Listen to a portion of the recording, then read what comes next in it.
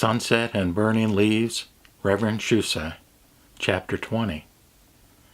There are so many different people living inside my mind, so many different personalities striving with one another for the center of my life's stage. I once thought that I was totally the person who happened to be manifesting at a particular time. Surely, I thought, this is the real me, and all those others are only aspects of this one. Perhaps in a way that was true. Yet none of these people was permanent. One was forever giving way before the demands of another. That other would then know its little hour and was in turn pushed aside. These people, who are me, are so far removed from one another in their wishes and ways. One day I was a man of morals, shunning all thoughts of the flesh, content to sip tea and study philosophy. Upon wakening the next morning, however, I would find my morals all awry, and that day I was a creature of passion. One moment I was blissfully enraptured, but the next moment I paced from window to wall. I used to cry out in my dilemma, but no one answered from either within or without. Sometimes small voices seemed to make soothing sounds as if from a great distance, but I could not make out the words of their comforting.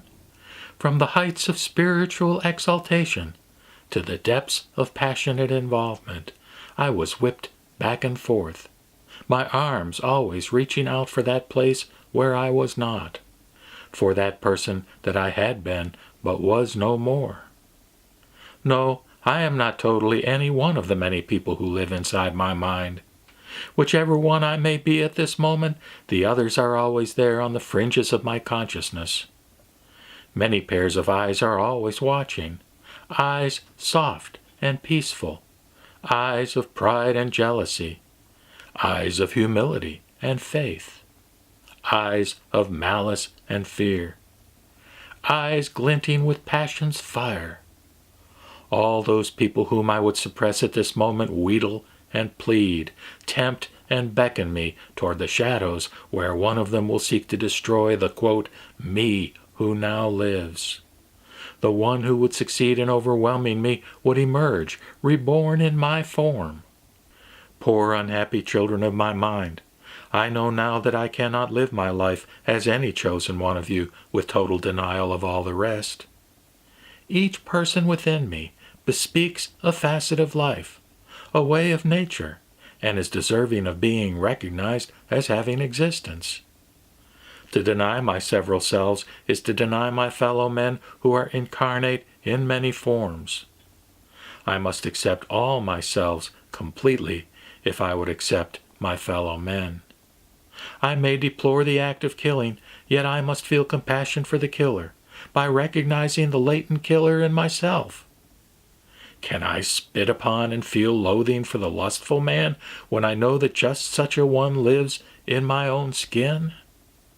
What a shattering experience it is when first we identify totally with every person who enters our experiential realm. How staggering it is to awaken and find that each of us is, within himself, both priest and pariah, keeper of the law and its most vile transgressor. How can there be inner peace when within the mind there is such a warring mass of people seeking life? Is there a haven, a place apart where quietude and equilibrium reign supreme? Yes, there is such a place, but it lies not apart from the world of men and women with their hopes and sorrows, passions and fears, loves and hatreds, life and death. Rather, it lies in the very midst of all experience. It is the essential life principle which underlies and gives rise to all experiential phenomena. It is Amida Tathagata, the immutable essence of all change. Among all these many people in my mind, the, quote, would-be goods and the, quote, must-be bads, lives Amida Buddha, whose smile of acceptance and great compassionate heart embrace all alike, accepting no one. One must first awaken to all the people who collectively comprise oneself before the search for peace can truly begin. If the wish is strong and the search is sincere, the disciple of the Dharma will be led into the very heart of his own mind, and there he will stand, bathed in Amita's boundless light, infinite compassion, and infinite life. Chapter 21. The awakened person is, in many ways, like a bird. It is the nature of a bird to live upon the earth and to take, as a creature of the earth, its sustenance therefrom. Upon the earth it is born, feeds, multiplies, and it is to the earth that it returns at death. It is, however, also the nature of a bird to cast off the bonds of the earth, and rising up to soar into the heavens, free and seemingly apart from earthly things. When not in flight, the bird's horizons would seem to narrow, because the things of earth come between its eyes, and the infinite spread of the void, and yet a bird has an inner vision born of the realization of great heights and other realms. Although it is a creature of earth, a bird is something more, because its experiential realm transcends the earth and the things thereof. The awakened person is transcendent, because he ever communes in some part of his being with the totality, which is great nature. He is able, like the bird, to rise up in his heart of mind to heights unknown to the earthbound of his kind. Ever more expansive are the spiritually spatial realms which open to the awakened man, as his flights of mind bear him ever higher and further away.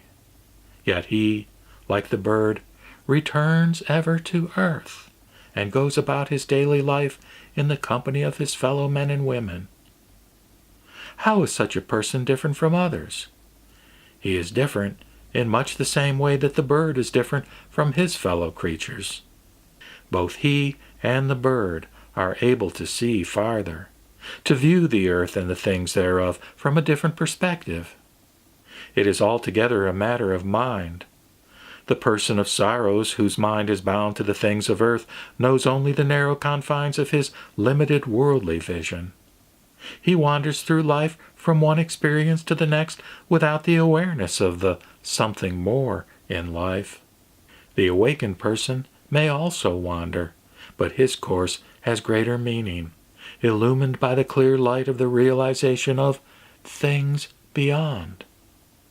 The person of sorrows, unable to see beyond events, is a slave to those events.